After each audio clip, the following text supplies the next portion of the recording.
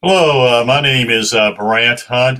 Um, Talking to you today on the 26th day of February 2022. And what I wanted to do for you tonight is share a little snippet, not a long snippet, about Ross Perot's job in the Reagan administration.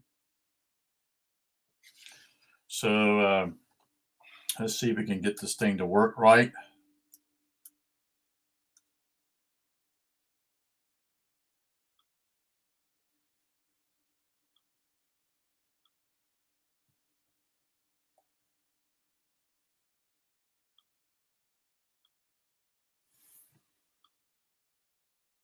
So this is the book that I'm going to read to you a little bit. This is a book I just bought recently, Fleshing Out Skull and Bones, which is I've only read probably about 20 pages of it. This is a massive book. This is probably about 600 pages long. It is over 600 pages long. It's called Fleshing Out Skull and Bones. Investigations were done by the American Most Powerful Secret Society. And this is all based at Yale University. Some of the investigators here is Wesley Griffin Tarpley, Anthony Sutton, who's no longer with us, Howard Altman, Dr. Ralph Bunch, Chris Milligan, and Anthony Chatidigan. I guess it's that Checkin. I can't pronounce it. I'm sorry, but anyway. So part of the reason why I bought it was through basically Anthony Sutton, who I've known, and also Wesley Griffin Tarpon I've heard of also. So what transpired in the Reagan administration? Now you have to be aware that the Bonesmen, as they call themselves, they're from Yale University, are a secret society, and they have had enormous impact upon leadership in economics, in educational, also in government, especially. And that mean when I say economics, also business wise. So this is what took place. I'm going to go back in the 1980s. So this is approximately 35, 40 years ago. Okay. Now Ross Perot was successful. He was involved in the computer industry. He didn't do anything with the computers, but I think he was the one involved with the programming of that. His company was. So here we go. I want to read this to you. In July 1985, the suppressed GAO paper reports that there were no benefits from the National Narcotic Border Interdiction System directed by George Bush. So George Bush is the vice president here. He's also once a member of the CIA. He's been enormously involved in all kinds of policies and what takes place in government. In fact, the overall effect was to encourage supply. So there was a lady named Monica Jensen Stevenson, a 60-minute producer, quit her job after the CBS News program refused to air the story she had uncovered relating to the covert drug trade that was taking place. Her book was called Kiss the Boys Goodbye. Among other things, details how the U.S. intelligence community used the apparatus of the POW/MIA.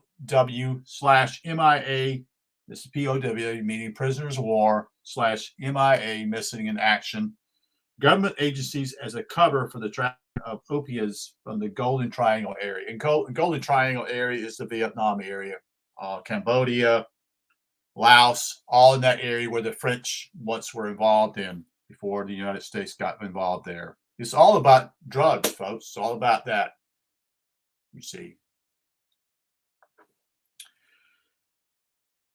President Reagan appointed Reform Party founder and Texas billionaire Ross Perot to the President Advisory Council on Foreign Intelligence.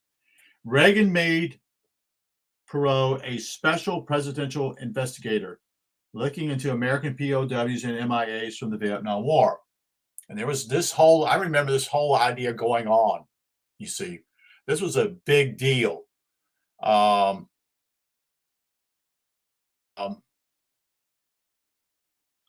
what's the word I want to say? People were angry because there were people who never came back or either were killed or missing in action. So the Vietnam still held American GIs at that point. We never even got to the bottom of it. But anyway, so Ross Perot took the job to heart and spent considerable time and money in pursuit of the quest. He was given a special clearance and access, so he was given the opportunity to find out the truth, is what we're seeing. He asked questions and interviewed everyone he could find. And this is from Kiss the Boys Goodbye. Relation between Ross and Perot had gone downhill ever since the vice president had asked Ross Perot how his POW MIA investigations were going. Well, obviously, you see. Well, George, I go into looking for prisoners, said Perot, but I spent all my time discovering the government has been moving drugs around the world and is involved in illegal arms deals. I can't get at the prisoners because the corruption among our own people. This ended Perot's official access to the highly classified files as a one-man presidential investigator. I have been instructed to cease and desist, he had informed the families of missing men early in 1987. So these are people that are incredibly wicked. I don't know what Ross Perot is all about, but apparently I have to take his word for it here. I do know that George Bush was involved with the CIA. He was involved immensely in a lot of things, folks. Okay, very much involved in all these things. If you go and read the Economic Hitman, a book also is pointing out what we were doing. And I'm sure that these corporations, it benefits American corporations in the past to destroy the infrastructure of other countries, as in wars, and then they come back in and we, the taxpayers, pay for this, you see, this nonsense. So these people can be billionaires and they don't have any heart whatsoever. They don't care. They're sick, you see. So I just thought I'd do a short snippet of that. Most people are not aware of that because this is before Ross Perot actually runs. Because I think Ross Perot runs I'm thinking this is that he runs in the 88 election when George Bush runs again. Oh, is that right? No, it's 92 election when Bill Clinton, George Bush, and Ross Perot run. And basically, in some ways, people specialize in this, and it's probably right, is that Ross Perot ate into the conservative viewpoint.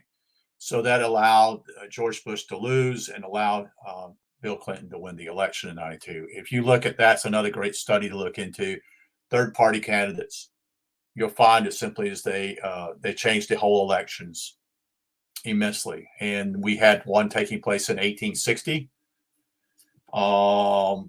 with Lincoln running, and that's how he got into office, and he barely got into office. We have the election, the Bull Moose candidate, and Woodrow Wilson, and I can't think of the other candidate. I know his name. He was involved with the Scopes trials in Tennessee. He ran for election. I want to say William James Bryant. I think that's right. It is. Yes, I think that's right. And guess who won? Woodrow Wilson won. So these are always looking these. You can look at history and look at that. We don't have any third party. We're not talking about major third party. And Theodore Roosevelt was involved. It brought back in running on the Bull Moose Party. That's an unusual name. But anyway, it was to take votes from a particular candidate and allow someone else to win. You see. Okay. I wish you a good night. You take care. I'll talk to you later. Bye-bye.